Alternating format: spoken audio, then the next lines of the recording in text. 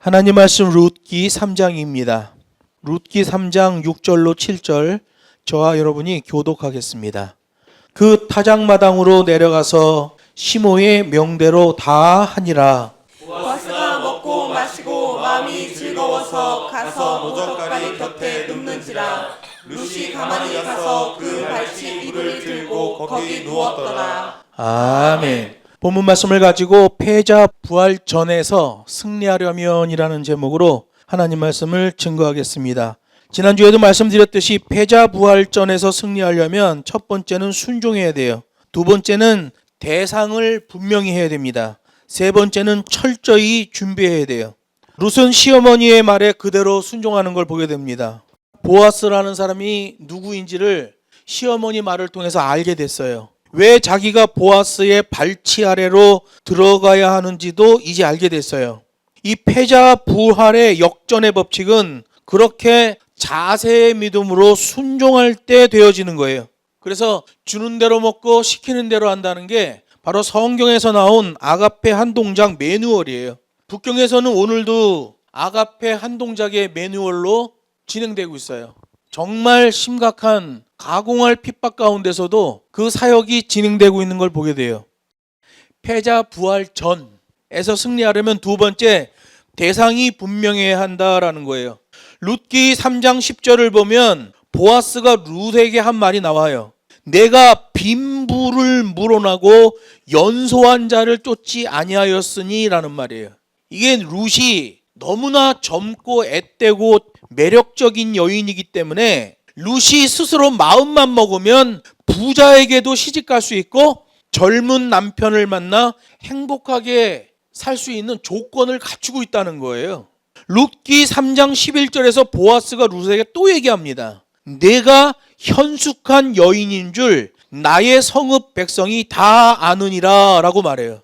이거 보면 룻이 마음만 먹으면 늙은 시어머니를 떠나 얼마든지 행복해질 수 있는 조건을 갖추고 있다는 걸 알게 되는 거예요. 그래서 여기 룻기 3장 11절에 보면 현숙하다라는 단어가 나오죠.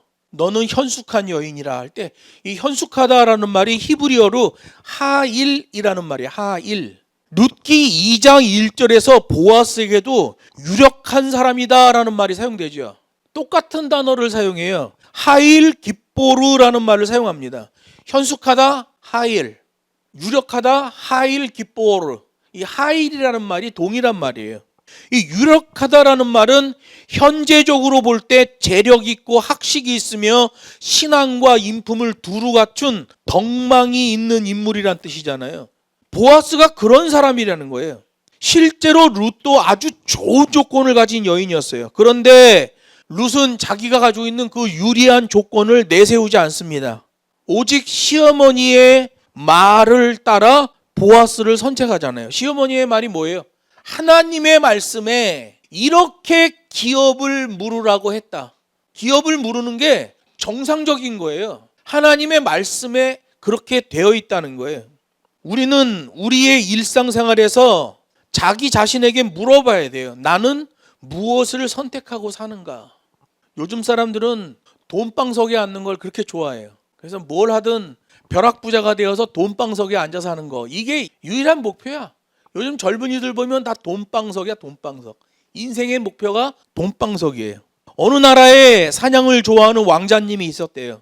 깊은 산중에서 사냥을 하다가 발을 헛디뎌서 낭떠러지로 굴러떨어져 거반 죽게 됐어요.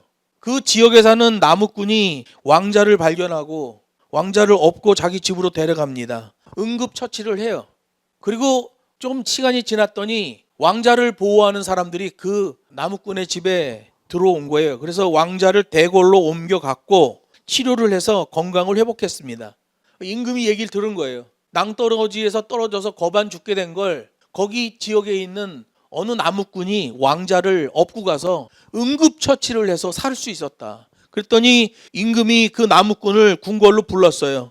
내가 너에게 뭐 하나 소원을 들어주고 싶은데 이야기해봐라. 그랬더니 그 나무꾼이 임금한테 얘기한 거예요.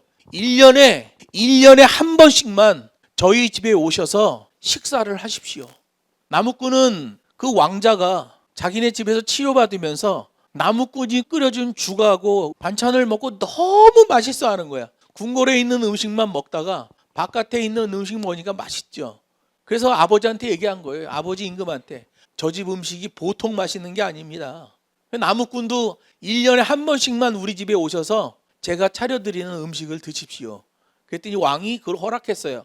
바로 다음 날부터 그 산속에 있는 나무꾼 집까지 큰 길을 내는 거예요. 왜? 임금이 행차를 해야 되니까. 그 산속에 있는 나무꾼의 집까지 큰 길이 나더니 다 쓰러져가는 판잣집, 다헐구, 대골 같은 집을 짓고 나무꾼 집에 있는 그릇이며 가재도구를 전부 임금님이 쓰시는 것 수준의 것으로 다 바꿔놓는 거예요. 그리고 그 시설을 관리할 일꾼들과 시녀들까지 상시 배치를 했어요. 1년에 왕이 단 한 번만 오는데 엄청난 일이 벌어졌어요. 여러분, 우리 하나님은 만왕의 왕이셔요. 천지의 주제셔요. 그분이 우리와 함께 하신다고 말해요. 이 얼마나 대단한 일이에요. 우리는 우리의 삶에서 무엇을 선택하는가, 내가 선택하고 있는 그 대상이 누구인가, 이게 중요한 거예요. 이게 바로 신앙이죠. 기독교인은 하나님을 선택하는 거예요. 어떤 갈림길에서든 하나님을 선택하는 게 신앙의 중심이에요. 예수님은 우리가 의지할 유일한 대상이에요. 유일한 소망이에요. 성경 보세요. 삭개오 같은 경우에 보면 삭개오는 정말 돈방석에 앉은 사람이에요. 세리장을 하면서 정말 인생 돈방석에 앉은 사람이에요. 그런데 그렇게 돈방석 인생이 행복한 인생인 줄 알고 평생을 경쟁하며 살았고 평생을 타인을 짓밟았는데, 그리고 출세를 했는데 예수님을 만난 다음에 180도 바뀌어버립니다.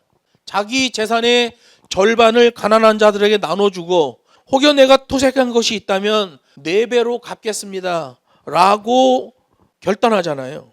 그렇게도 애착을 가졌던 물질, 그렇게도 집착했던 명예 다 내려놓고 예수님만 내 인생 만족의 대상으로 삼겠습니다 라고 고백하는 거예요. 여러분, 삭개오가 그렇게 결단할 수 있는 것은 대상이 분명해졌기 때문에 그래요.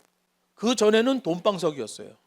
그런데 예수를 목적으로 삼는 게 인생의 최고의 값어치가 나가는 일이라고 생각하는 거죠. 우리 그리스도인들이 의지할 것은 젊음이나 부나 명예가 아니에요. 그것이 소망인 것 같고 그것이 삶의 동력이 될 것 같지만 예수 없는 그것들은 다 허무한 거예요. 돈 있는 사람들이 뭐 이것도 하고 저것도 하고 뭐 집도 크게 짓고 차도 비싼 거 사고 온갖 좋은 명품을 사고 걸치고 입고 신고 난리가 나지만 허무해지는 거예요. 그래서 이 명품 샀다 저 명품 샀다, 집에 가보면 신발장에 신발이 몇백 컬레 있고 옷이 옷장에 수두룩하게 걸려 있고 그 명품 가방이 수십 개가 걸려 있는 거예요. 그런데도 만족을 못하는 거예요. 그거로 만족이 안 돼. 돈방석 인생이 행복한 인생이 아니라니까요. 대상을 잘못 잡은 거죠. 룻은 보아스라는 그 대상을 정확히 알고 선택했어요. 하나님의 말씀을 볼 때 보아스는 나오미의 가문을 살릴 수 있는 유일한 기업 물을자였어요. 나오미와 룻은 인생의 혹독한 시련 가운데서 무엇을 바라봐야 하는지를 알게 된 거예요. 대상을 정확히 알았죠.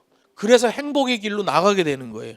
우리 인생에 참된 행복과 소망을 주는 분은 오직 예수님밖에 없다. 누가 자기의 목숨을 버려가면서 우리를 사랑해 주겠어요. 오직 예수님만이 우리를 끝까지 붙들어 주시고 우리를 인도하시는 분이에요. 살다 보면 돈 몇 푼 때문에 친구가 원수가 된다니까요. 돈 몇 푼 때문에 원수가 친구 되는 것도 봤어요. 여러분, 돈 몇 푼 때문에 친구가 원수가 되고 원수가 친구가 되는 것은 그건 모순 덩어리예요. 세상에 어디 우리에게 진실한 친구가 있겠어요. 나이 드신 분들이 그런 얘기 하더라고요. 많은 친구 만날 필요 없다. 어차피 나이 들면 나 혼자다. 젊은 사람들은 경험이 없고 아는 게 별로 없기 때문에 친구를 많이 가지면 세상에서 성공한 것 같은 생각이 들어요. 근데 나이 들면서 보면 친구는 그냥 한두 명 정도 있으면 돼요. 더 나이 들면 자기 혼자밖에 안 남는 거예요. 그러면 나는 정말 무엇을 선택해야 되는가? 돈방석? 허무해지는 거예요. 명예? 권력? 다 허무해지는 거예요. 그냥 권력 휘두르다 감옥에 들어가 있는 권력자들을 보잖아요. 허무해지는 거예요. 여러분, 무엇을 대상으로 삼는가? 패자 부활전에서 승리하려는 자들은 이걸 분명히 해야 되는 거예요. 어떤 사람은 교회에 나오는 것 구속당하는 느낌이 든다고 말해요.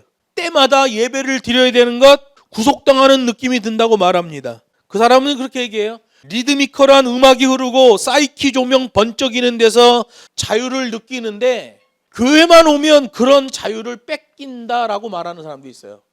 제가 젊을 때 전도했더니 어떤 청년이 그렇게 얘기하는 거예요. 자기는 그냥 사이키 조명 돌아가고 번쩍번쩍 그런 굉음이 나는 그런 데가 좋다는 거야. 근데 교회 오면 조용하고 가만히 앉아 있어야 되고 기도해야 되고 꼼짝 말고 1시간 설교 들어야 되고 너무 힘들다는 거야. 여러분, 그러나 예수만이 우리 인생의 유일한 안식이요 자유임을 믿어야 돼요. 물고기가 어항에 있으면서 자기가 구속당하고 있다고 생각합니까? 아니에요.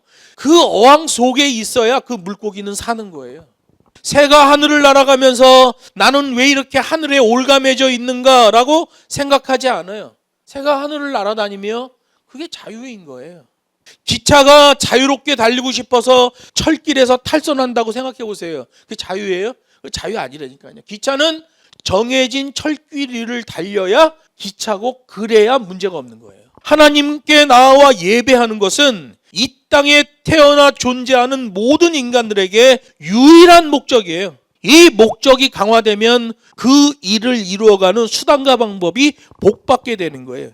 이게 성경에 나와 있는 놀라운 법칙이에요. 목적이 강화되면 수단 방법은 따라온다는 거예요. 저희가 북경에서 교회와 신학교를 하면서 가지고 있는 중심이 있어요. 성경대로 예배를 파수한다. 이거거든요. 성경 말씀을 가르치는 것, 예배를 파수하는 것. 여기에 우리의 목표가 있어요. 목적이 강화되면 수단과 방법은 따라온다는 거예요. 보너스가 되는 거예요. 우리는 그거 딱 붙들었죠. 진리의 말씀 딱 붙들었어요. 이 땅에서의 예배, 하나님이 예배 받으시기 위해 우리를 이 땅에 두셨거든요. 성경과 예배, 이거 목적을 딱 세웠어요. 저희는 안 변해요. 그게 우리 교회 표도 안 변하잖아요. 그냥 그대로예요. 목적이 강화되면 수단과 방법은 따라오는 거예요. 그래서 그게 하나님이 주시는 부수적 보너스라고 그래요. 수단 방법 막 고민할 필요 없어요. 목적을 강화시키면 수단 방법은 보너스로 따라오는 거예요. 룻은 그것을 알았던 거죠.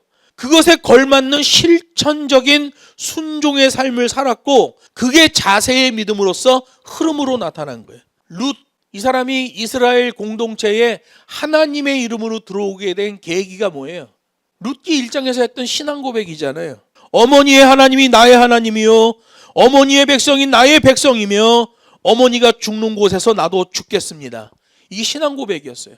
목적이 강화되면 수단과 방법은 보너스로 따라오는 거예요. 이렇게 목적을 강화시켜버리니까 나오미와 룻 앞에 너무 힘든 상황들이 계속 벌어졌지만 목적이 강화되어 있기 때문에 수단과 방법이 계속 따라오는 거예요.